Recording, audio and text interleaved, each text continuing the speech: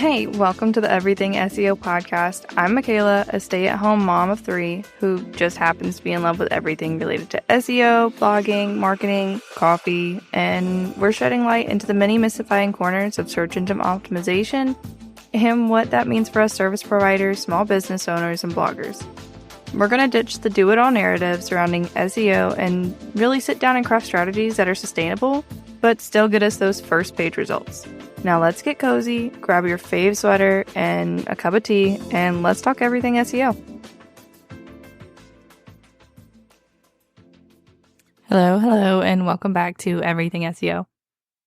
So if you listened to the last 3 episodes, we had a quick challenge about review blog posts and how to write them, how to optimize them, and essentially how to do all the good stuff. So this week I just wanted to make it super simple, super sweet, and kind of like take a break from the hard brain work and just kind of go over a cool little project that I did over the last year.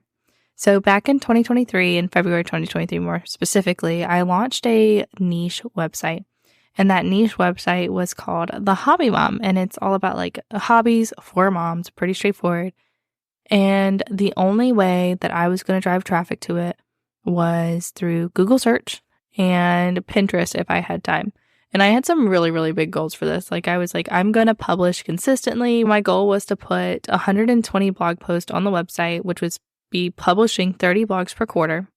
And I came up with this plan while I was pregnant with Halen, my third daughter, my third child in general. But so I published it and launched it all when I was postpartum. This was going to be like my postpartum project because I had kind of stepped back a little bit from client work and only had some of my long-term clients that I was writing for. And I was just taking like a maternity leave, obviously. So this project was just something fun to do. And I just wanted to experiment with like what you could do with Google search, how long it would take to grow a baby blog and make money from a baby blog just from blogging, like not doing any other socials or anything like that, because short form video is such a huge thing in marketing right now. And I just not have the energy to do it for another blog or business. So that's all this is going to be about. And just deep diving into that. So if this doesn't interest you, go ahead and just step back, take a week off, enjoy some coffee, spend some time with your littles, and then come back again next week. We're back to our usual goodness. Now, I am going to have some SEO tips kind of hidden in this because it's going to give you some insight into, yes, there are best practices, but like don't kick yourself in the butt if you can't do this or that. Like we're doing our best out here. So, all right, here's the summary. Essentially, overall, I made $228.53 from February of 2023 to February of 2024. While I very much wanted to publish 120 blog posts, I only actually published 45, and 31 of those were in the first 4 months. So after those first 4 months, when I got back into like working for my own business, the Calm Mama Co., I very much had to humble myself and say, I cannot publish almost 10 blog posts on this a month when I'm doing the Calm Mama Co. I have a motherhood website that I love doing. It's a personal one. And then I also purchased another blog. And then on top of my client work. So of course, this kind of took the back burner. I pretty much monetized immediately. So did I make money right away? Not necessarily, but I did make money pretty quickly. But I already had like all the affiliate links in place because there's no products on this. I tried a product, but nothing really aligned. So I took it off and it just didn't happen. But pretty much the only way I earned money for the first 6 months was affiliate marketing. And then I add placement ads. So, like when you go to a blog and there's a bunch of ads on the site. So those are placement ads. So I added placement ads in November of 2023. So I also marketed pretty much solely through SEO. And then I added like lazy Pinterest marketing where you pin a post when you publish a post. So I backdid all the posts that I had before I got on Pinterest. And then as I was publishing posts, I would put the pins on Pinterest as I went, because I do recommend for like blogs like that you definitely put pins on there. And Pinterest does play a role in your actual SEO. Like they can give you some really good backlinks if your pins perform well. And it just did not make sense for me to start a hobby and craft site and not get on Pinterest where hobby and crafts are like the thing. Now, you can't see it, but I do have some stats in front of me. So overall, I had about 25,500 clicks through Google Search Console. And that's from that February to this February. And I had 591 impressions. I had a 4.3 click-through rate, and my average keyword position was 15.1.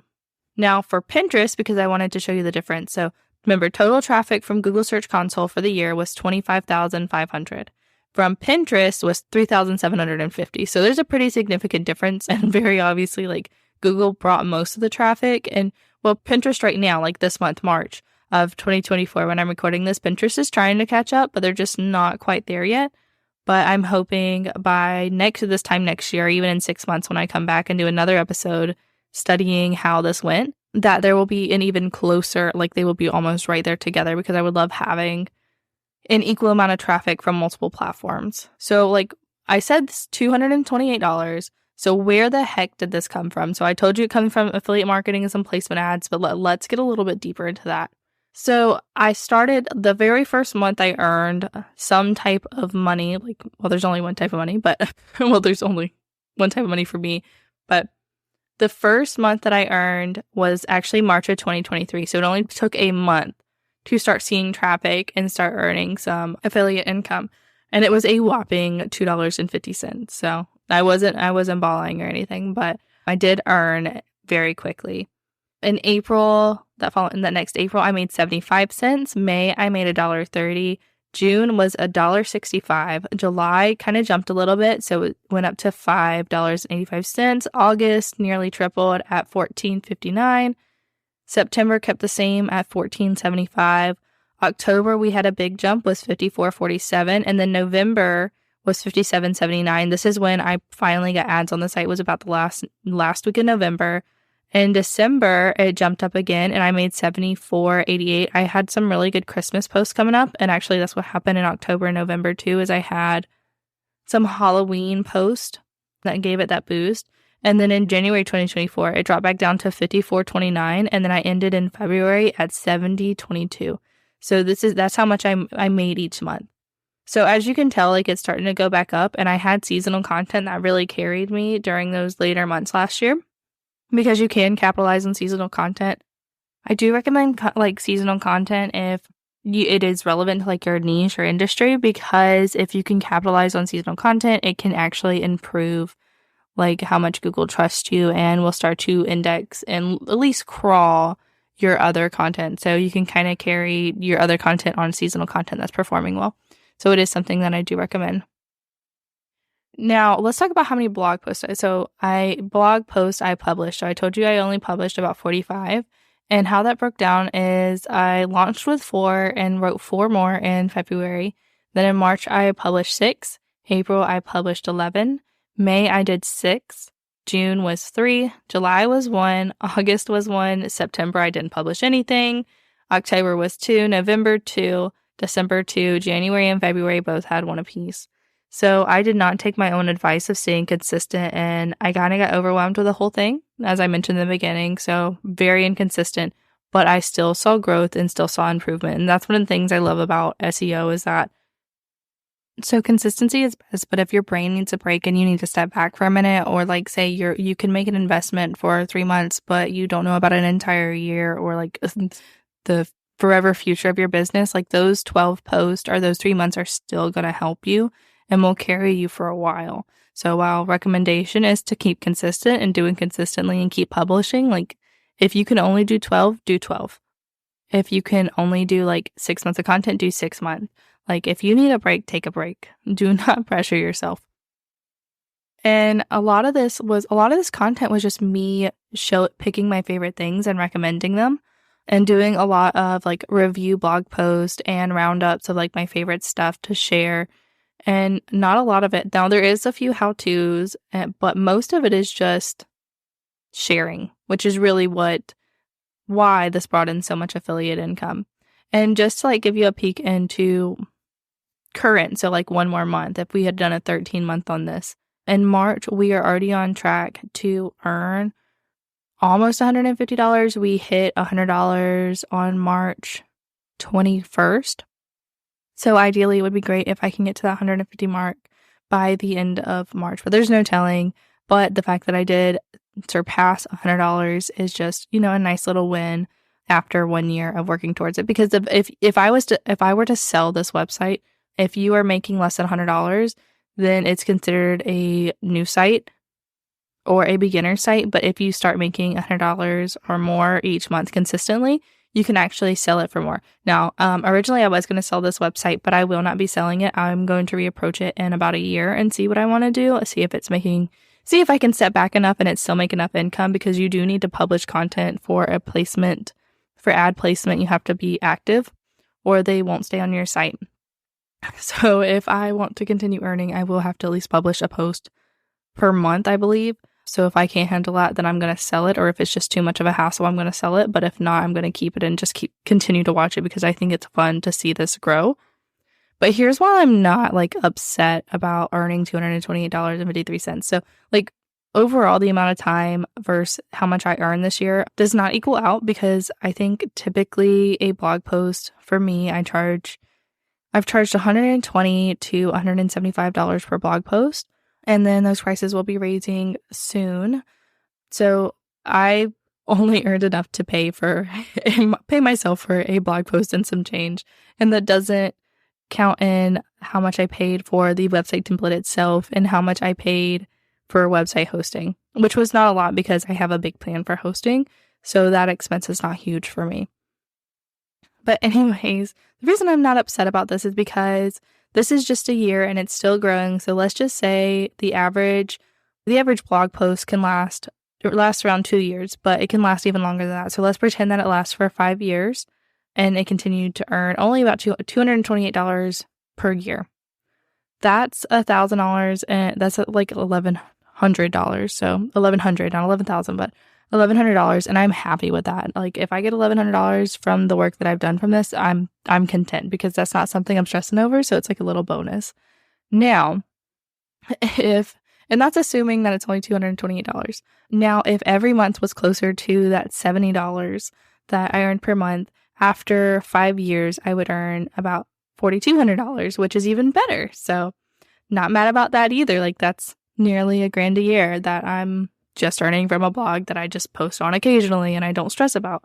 So that's really cool. Now, if I put my all into it, I am curious on what I can accomplish. So I think I'm going to aim for, moving forward, I'm at least going to publish a blog post per month on it.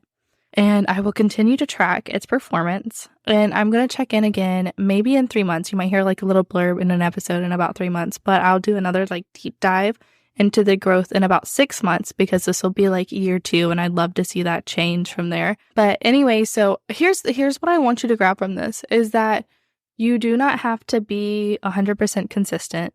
You do not have to stress your brain. And this is realistic affiliate earnings. So this is realistic growth. This is realistic earnings. And just think, so my main program that I was converting from is Etsy, and their affiliate program has a payout of 3%. So I only earn 3% of purchases. If you are doing this with your digital products or your services or anything like that, your ROI would be much higher for getting these and converting them. Even if you are recommending another tool or product with a higher affiliate conversion, because as business owners, or even if you're just a blogger, there are a lot of small companies that offer, or even tools. So Honeybook and Kitchen and Pixie Stock and all these other tools that we use have higher affiliate payouts. So they have payouts that are 10%, 15%, 30%. I've seen even people who are seen even companies that do 50%. And a lot of these, if their memberships, allow you to have lifetime recurring.